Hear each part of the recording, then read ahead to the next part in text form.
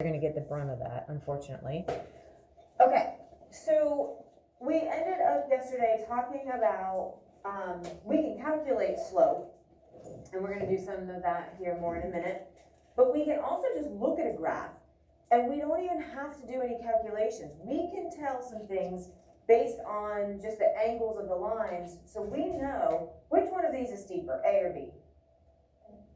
A, obviously, right? Because remember, slope is like the steepness or the pitch of something. So if you're talking about like the slope of a hill, right? If I say whichever one of these hills you want to climb, whoever gets to the top of the hill the quickest gets $1 million.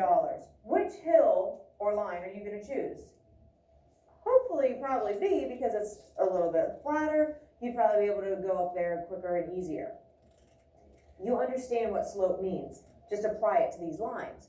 So what slope means when we're talking density, when our mass is our our y and our volume is our x. Note. And I have something for a Carnegie person.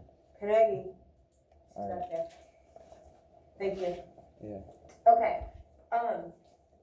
Because these lines actually mean density because these variables match our density equation variables. And so that means that these slopes match density. And so if we have a steeper slope, we have more density, right? So whatever this material is supposed to be, and it's just generically A here, this is going to be the material that's the most dense. B is going to be the one that's the least dense. And so you know just instantly by looking at a density graph, whatever line is steeper, that's going to be the most dense. Whichever line is the flattest, that's going to be the least dense out of all of them. Okay.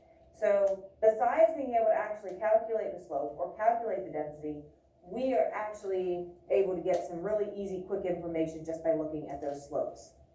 Okay, and then relate it to density. So let's do a few more. I've given you about 3 different ways to go about doing slope. And again, I do not care which way you do it. It's totally up to you, whatever you're most comfortable with. I'm going to do it the 2 easiest ways. I'll show you those 2. And those are going to be the ways that I do them when we're doing them up here. But again, you're welcome to do whichever works for you or your own way, or maybe even that extended y2, y1 minus each other and then divide x2 minus x1. You can do that more extended version. I think that's a lot more work. That might be what you're more comfortable with because you're doing that in math, but that is totally your call.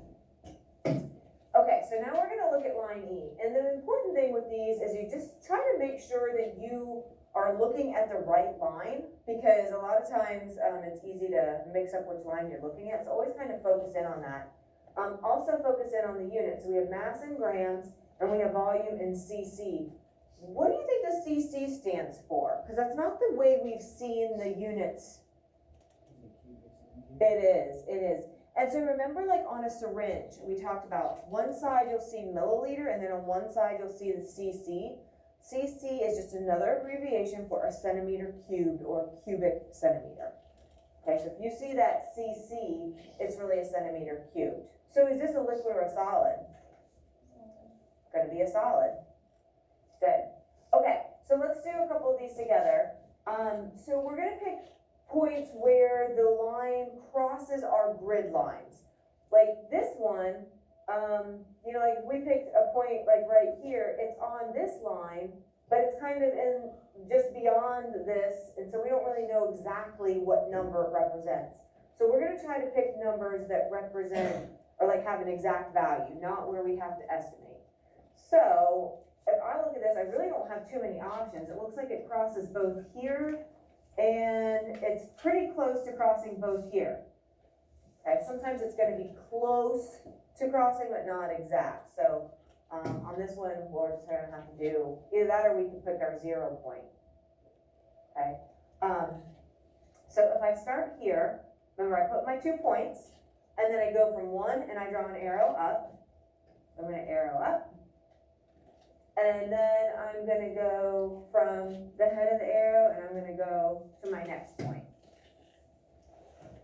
Okay, so I ran up 2 and I moved over 1. But let's see what each space is actually worth.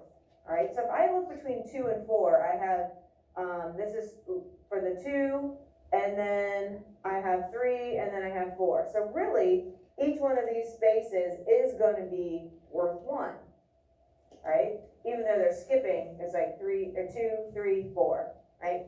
So each space is worth 1.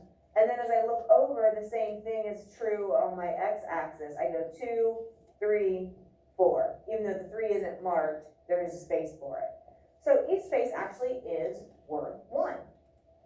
So I went up 2, so that's my rise, and then I ran 1. So the slope is 2. And that should be true for any 2 points along that line, because it's a straight line. Do I need to include units? Do I need anything else? No, that's it.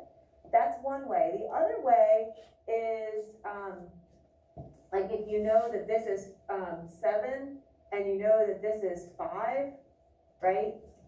You can find the difference between your 7 and your 5, which is still 2.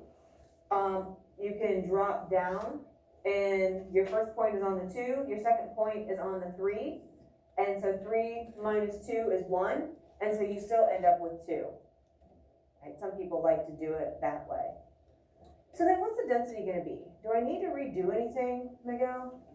No, it's just gonna be 2, but what do I have to include with that? Emma, do you remember what we have to include? Good, grams per centimeter cubed. Because if you see that CC, it's really centimeter cubed. Okay? Alright. So now we're gonna go to line F, and I'm gonna scooch the line up a little bit. Alright. Why don't, do you guys wanna try? You wanna do one more together before you go on your own? Let's do one more together. Alright, slope of line F.